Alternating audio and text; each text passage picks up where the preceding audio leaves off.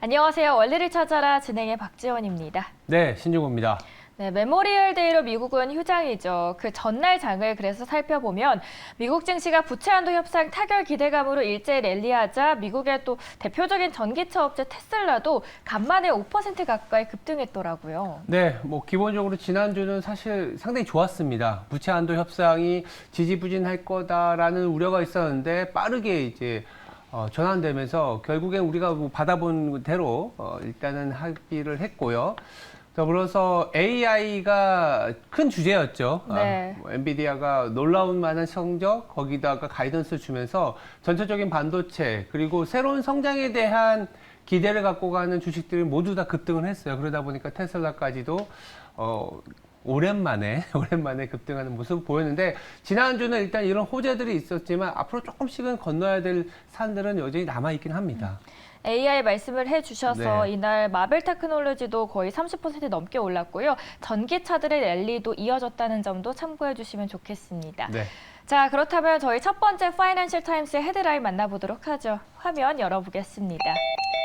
Joe Biden gets the deal done, but at a cost. 바이든 부채 한도 협상 합의하다 다만 at a cost. 치러야 할 일정 수준의 대가는 있다라는 제목의 뉘앙스를 풍겼습니다. 본문에서는 미국이 디폴트를 피할 가능성이 커졌다고 말하는데요.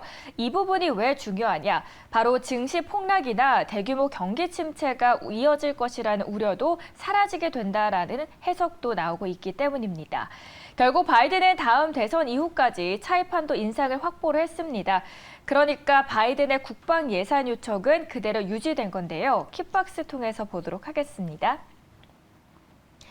이 합의는 토요일 저녁 메카시와 바이든의 전화통화로 성사가 됐습니다. 그리고 공화당 하원 의장은 오후 9시 직후에 트위터 게시물을 통해서 바이든보다 다소 먼저 발표를 했는데요.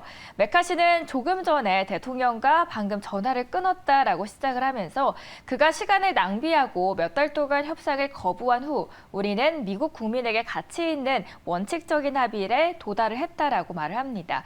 그림 하나 보도록 하죠. 트위터에 올라왔던 메카시의 글이고요. 일단 미국의 디폴트를 피하기 위한 급한 불은 컸지만 양당 강경파들의 반발이 거세다 보니까 의회 통과라는 변수가 하나 아직 남아있거든요. 이 부채 한도 협상 남은 과제가 뭐가 있을까요? 일단 하원을 통과해야겠죠. 네. 오늘 화요일과 수요일에 걸쳐서 관련된 뉴스들이 나올 텐데 오늘 같은 경우에는 하원의 운영위가 있습니다. 공화당이 9명, 그리고 민주당이 3명인데 이 중에 또 3명이 강경파라는 부분, 그리고 2명은 또 이미 좀 반대를 한다라는 의사를 내비쳤기 때문에 여기서부터 약간은 난항이 전망이 되는데요. 일단 하원 의장이 강력하게 이제 밀어붙일 경우에는 또 통과될 가능성이 높고 내일 같은 경우에는 이제 하원이 열리는데 공화당이 222명, 민주당이 213명, 그 중에 통과를 해야 될 그 표수가 218표이기 때문에 상당히 조금은 그 민주당 쪽에서도 반대파, 그리고 공화당에서도의 반대파가 있어서 일단은 조금은 이 6월 5일까지 엑스데이트를 정해놓은 상황에서 일주일 정도 남았지 않습니까? 네, 이 사이에 그렇죠. 빠르게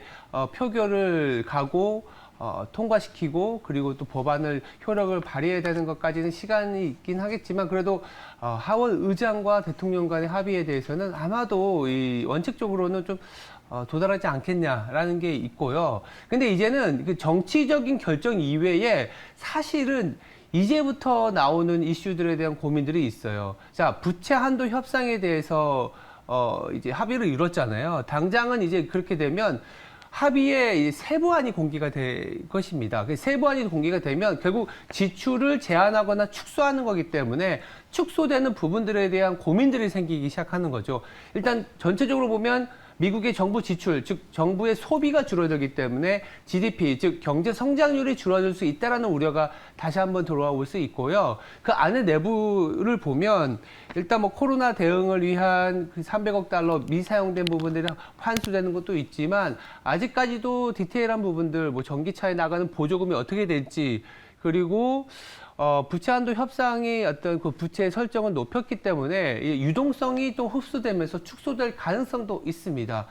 그래서 이제는 오히려 디폴트는 피했지만 경기 둔화에 관련된 얘기들이 조금 부각되지 않을까라는 게 시장에서의 시선이 이동하고 있고 우려의 포인트라고 볼 수 있을 것 같습니다.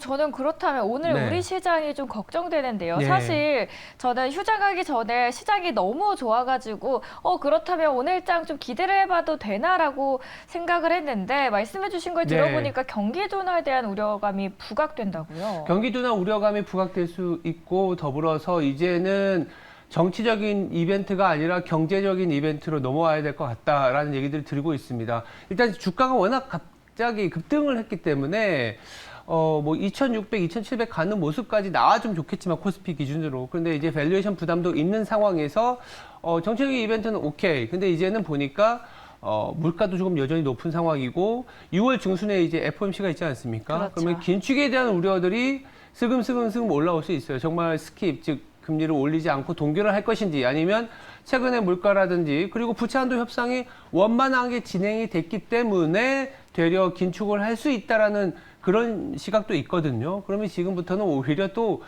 경기 둔화 내지는 긴축에 대한 시각 그리고 그동안에 좀 올라왔었던 주가에 대한 차익 실현에 대한 욕구들 때문에 시장 자체는 어쩌면 좀 지지부진해질 수 있는 그리고 FOMC 기간까지의 2주 동안이 조금은 눈치 보기 장세일 수 있는 가능성도 조금은 부각되고 있다. 이렇게 보시면 될 것 같습니다. 네, 오늘 첫 번째 이슈를 한번 함께 다뤄드렸습니다. 일단 부채 한도 협상에 대한 이야기 다뤄드렸고요. 그리고 오늘장 과연 어떻게 펼쳐질지에 대해서 함께 전략까지 짚어주셨습니다.